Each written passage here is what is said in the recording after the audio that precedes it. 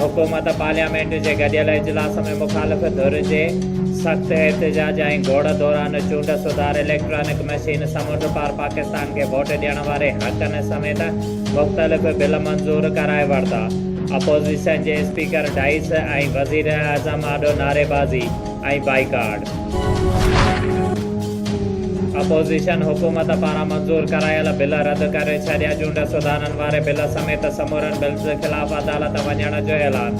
Opposition leader Shahbaz शरीफ़ चयो आहे त हुकूमत पार्लियामेंट खे बिलडोज़ करे बिल मंज़ूर कराया। हुकूमत क़ानून साज़ी ख़िलाफ़ आला अदलिया वेंदासीं।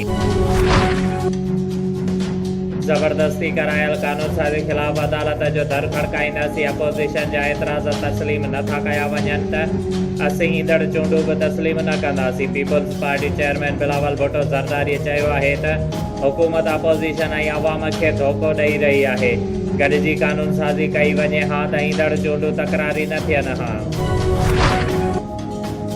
असां कारो कानून न पर माज़ीअ जी कार साफ़ करणु चाहियूं था। वक़्तु अची वियो आहे त शफ़ाफ़ चूंड निज़ाम मुतारिफ़ करायो वञे। परॾेही वज़ीर शाह महमूद कुरैशीअ चयो आहे त माज़ीअ जूं ग़लतियूं ख़तमु करण लाइ कानून साज़ी करे रहिया आहियूं। मुस्तक़बिल जूं चूंडूं शफ़ाफ़ चाहियूं था। नवाज़ शरीफ़ जी बेगुनाहीअ जी शाहिदी 3 जजिस ॾिनी पर अञा ताईं फ़ैसिलो बरक़रार आहे। अरशद मलक, शौकत अज़ीज़ ऐं हाणे गिलगित जे जज अॻूणे वज़ीर आज़म जे बेगुनाहीअ जो सबूत ॾिनो। मुस्लिम लीग नून जी नाइब सदर मरियम नवाज़ चयो आहे त असां ख़िलाफ़ साज़िश वाक़ई थी वई आहे। जेकॾहिं नवाज़ शरीफ़ वज़ीर आज़म हुअण बावजूदि अदालत में पेश थी सघे थो त छा साक़िब निसार कानून खां मथां आहे? सिंध जे वॾे वज़ीर सैयद मुराद अली शाह वफ़ाक़ जे रोटेशन पॉलिसीअ खे सिंध हुकूमत ख़िलाफ़ साज़िश करार ॾींदे चयो आहे त 1954 जो सिविल सर्वेंट कानून चवे थो त हीअ ऑफिसर्स फेडरेशन जा आहिनि। फेडरेशन सूबनि ऐं वफ़ाक़ खे गॾाए ठहंदी आहे। मुंहिंजी मंज़ूरीअ खां सवाइ ऑफिसर वफ़ाक़ में नथा वञी सघनि। जेको ऑफिसर सुठो कमु करे थो उनखे घुराए कमज़ोर करण जी कोशिशि कई पई वञे। हुकूमत जा ॾींहं पूरा आहिनि। ॿुधो आहे त पाण बचाइण लाइ माण्हुनि खे फ़ोन करे चयो वञे थो त असांखे बचायो। इस्लामाबाद में तब्दीलीअ जी घुलंदड़ हवा जा असर कराचीअ ताईं पहुची रहिया आहिनि।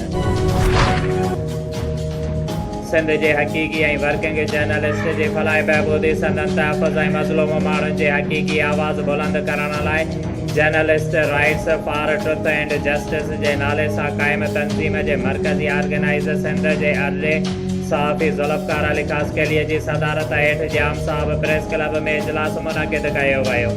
जंहिंमें जाम साहब प्रेस क्लब सदर सैयद शाह मोहम्मद रजब अली सूमरो, मोहम्मद हाशिम शर, नज़ीर अहमद समो, शकील अंजुम पारां आयल महिमाननि जो शानदार नमूने आदरबाह कयो वियो। आयल महिमाननि सिंध जी सूखड़ी अजरक ऐं टोपी पाराए खेनि मान बख़्शियो वियो। उन मौक़े ते तहलके दौड़ जे प्रेस क्लब जे वर्किंग जर्नलिस्ट पिणु वॾे तादाद में शिरकत कई। मदरसा आइशतुल Quran VIP road भंगवार colony Nawab Shah पारां हिकु अज़ीम शान प्रोग्राम थी गुज़रियो।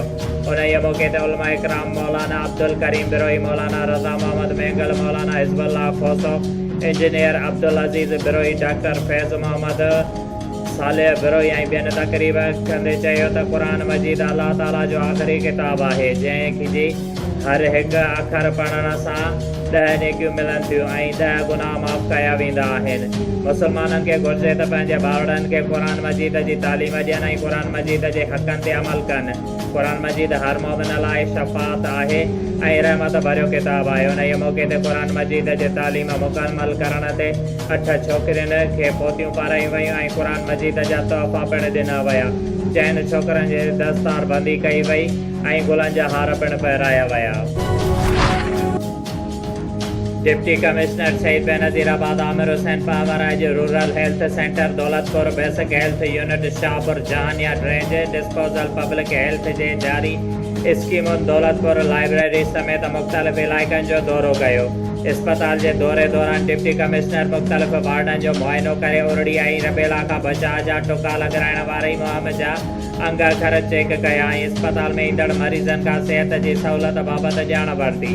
उन मौक़े ते डिप्टी कमिश्नर अस्पताल इंतिज़ामिया खे हिदायत कई त अस्पताल में दाख़िल ऐं इलाज लाइ ईंदड़ माण्हुनि खे सिहत जूं बहितर सहूलियतूं फ़राहम कयूं वञनि। हुन वधीक चयो त अस्पताल में सिहत जी सहूलियतुनि जी खोट बाबति शिकायतूं मिलियूं आहिनि। उन्हनि लाइ अॼु अचानक दौरो करे सूरत हाल जो जाइज़ो वठणु आयो आहियां। अस्पताल में सफ़ाई समेत ॿी सूरत हाल खे फौरी बहितर बणायो वञे।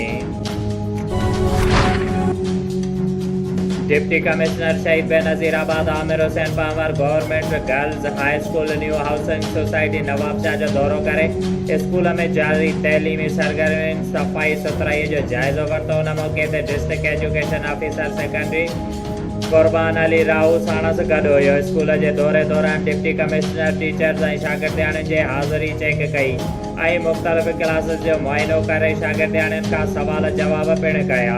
उन मौक़े ते डिप्टी कमिश्नर स्कूल में बहितर तालीम सरगर्मियुनि ते ख़ुशीअ जो इज़हार कंदे हेड मास्टर्स खे शाबाश ॾिनी ऐं उमेद ज़ाहिर कई आहे त ईअं ई महिनत सां तालीमी सरगर्मियूं जारी रखियूं वेंदियूं।